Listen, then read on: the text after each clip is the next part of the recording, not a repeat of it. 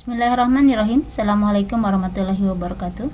Bertemu kembali dengan saya Nenden Fauzia. Pada kesempatan ini kita masih membahas hukum ke-1 termodinamika.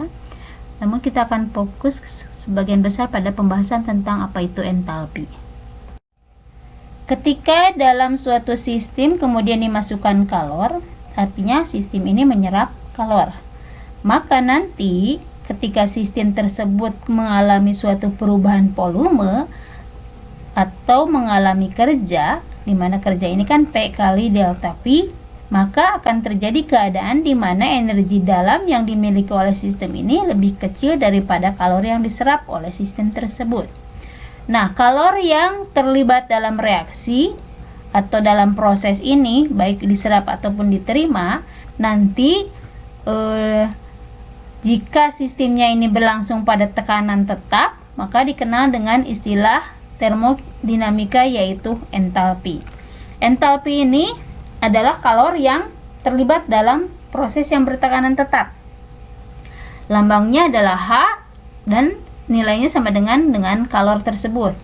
Karena misalkan tadi dikatakan bahwa si delta U ini lebih kecil daripada Q, maka kita bisa menyatakan bahwa Q ini adalah U plus W. Atau kalau dibalik tadi kan U sama dengan Q min W, ya. Nah, karena W ini P kali V, lalu si H ini sama dengan Q, maka kita boleh menuliskan bahwa entalpi ini adalah energi dalam ditambah dengan kerja ekspansi tadi. Lalu, kalau misalkan kita lihat bahwa entalpi ini sebenarnya tidak bisa diukur nilai entalpi yang sebenarnya, tapi yang bisa kita ukur adalah nilai perubahan entalpinya, dimana kalau dia bicara tentang perubahan entalpi, maka kita lihat bahwa dia merupakan suatu fungsi keadaan, di mana si perubahan entalpi ini merupakan keadaan akhir dikurangi keadaan awalnya, atau dinyatakan sebagai delta H sama dengan H akhir dikurangi dengan H awal. Kalau sebelumnya kita sudah mengenal tentang kalorimeter bom, di mana kalorimeter bom ini ditentukan untuk menentukan besar energi dalam, maka kalau kita bicara tentang kalorimeter sederhana, biasanya pada kalorimeter sederhana itu terdapat regulator tekanan, sehingga nanti tekanan antara di dalam dengan di luar sistem ini akan sama.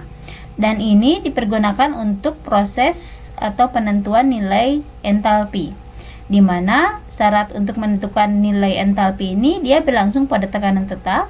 Lalu si panasnya terisolasi, jadi panas hanya akan terjadi keseimbangan termal antara sistem dengan air penangasnya. Tapi tetap dia itu termometernya langsung diukurkan kepada sistem, walaupun tetap termometer ini adalah sebagai lingkungan. Nanti kita akan memperoleh bahwa perubahan entalpinya itu sama dengan kalor yang diserap atau yang dilepas pada tekanan tetap atau delta H sama dengan Qp. Dimana kalau misalkan kita kaitkan dengan kapasitas panas pada tekanan tetap, nanti lambangnya adalah Cp, merupakan nilai perubahan entalpi terhadap perubahan suhu.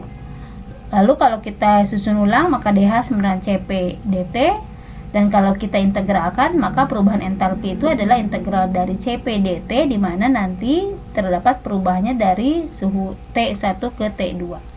Karena nanti menjadi T2 dikurangi T1, lalu kita juga tahu bahwa si Cp ini M kali C, kalau kita pakai kalor jenis, maka kita boleh menyatakan bahwa si delta H ini sama dengan MC kali delta T. Pengaruh perubahan atau kenaikan suhu terhadap nilai entalpi. Jika kenaikan temperaturnya itu kecil, biasanya tidak diperhitungkan. Tapi kalau misalkan besar, maka nanti ada faktor-faktor yang harus diperhatikan. Dimana di sini nanti kita melihat bahwa kapasitas panas pada tekanan tetap ini itu adalah Cp dH per dt, dan kalau kita lihat di sini bahwa perubahan entalpi kalau kita plot terhadap suhu, maka di sini akan terlihat ada entalpi yang garis di atas ini dengan energi dalam ini terjadi sedikit perbedaan. Itu artinya nanti nilai Cp sama Cv nya juga akan berbeda. Nah, kalau misalkan untuk gas ideal yang monoatomik pada tekanan rendah, si perubahan atau kenaikan suhu ini tidak terlalu mengalami perubahan terhadap entalpi. Tapi kalau misalkan nanti sudah bukan gas ideal, lalu perubahan suhunya juga besar, maka si variabel temperaturnya akan muncul dengan persamaan CPM pada kapasitas molarnya itu adalah A tambah B kali T tambah C dibagi dengan T kuadrat, di mana A, B, C ini adalah parameter empiris hasil fitting dari data eksperimen. Dan untuk beberapa nilai bisa diperoleh di buku Atkin. Ini ada untuk gas untuk karbon, CO2, H2O, dan N2. Setelah barusan kita mempelajari tentang entalpi, lalu kita mengenal juga adanya kapasitas panas pada tekanan tetap. Kita sedikit flashback kembali tentang kapasitas panas, bahwa sebelumnya kita sudah mempelajari tentang kapasitas panas pada wadah tertutup dan pada volume tetap, yang dikenal atau dirumuskan sebagai CV, yang merupakan turunan dari energi dalam terhadap perubahan suhu pada volume tetap. Lalu barusan kita pada wadah terbuka pada tekanan tetap, kita mengenal istilah CP, yaitu kapasitas panas pada tekanan tetap. Dimana kalau menurut proses termodinamika, untuk yang CV ini adalah isokorik karena volumenya tidak berubah, dan untuk yang CP ini isobarik karena tekanannya yang tidak berubah. Sehingga karena entalpi ini adalah H sama dengan U plus PV, kemudian perubahan entalpi ini adalah fungsi keadaan yang dirumuskan sebagai delta H, H akhir dikurangi H awal, atau boleh kita ringkas menjadi H2 dikurangi H1. Maka nanti kita boleh menuliskan delta H sama dengan U plus PV untuk yang akhir, karena kita terapkan rumus yang di atasnya ini. Yang ininya kita masukkan ke sini, lalu dikurangi oleh H1 nya berarti digantikan menjadi U plus PV1. Kemudian kita susun ulang menjadi U2 dikurangi U1, lalu ini kebelakangkan plus PV2 dikurangi PV1. U2 dikurangi U1 ini menjadi delta U, sehingga nanti kita boleh menuliskan sebagai delta H sama delta U plus nRT T2 dikurangi T1, di mana nRT 2 dikurangi T1 ini adalah penggantian dari PV ini sesuai dengan persamaan gas ideal, PV sama dengan nRT. Kemudian kalau kita lihat bahwa delta U ini adalah CV kali delta T, tadi kita sudah rumuskan, berarti kita boleh menuliskan delta H sama dengan CV delta T ditambah nR delta T.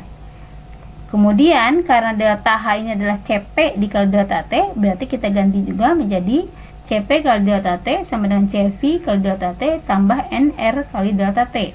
Di sini delta T-nya ada di sebuah bagian, sehingga karena ada berseberangan sama dengan ini, berarti boleh saling menghilangkan atau boleh dikalikan dengan 1 per delta T. Maka kita akan mendapatkan bahwa CV dikurangi CV ini sama dengan nR, dan ini adalah hubungan antara CP dengan CV pada gas ideal ya.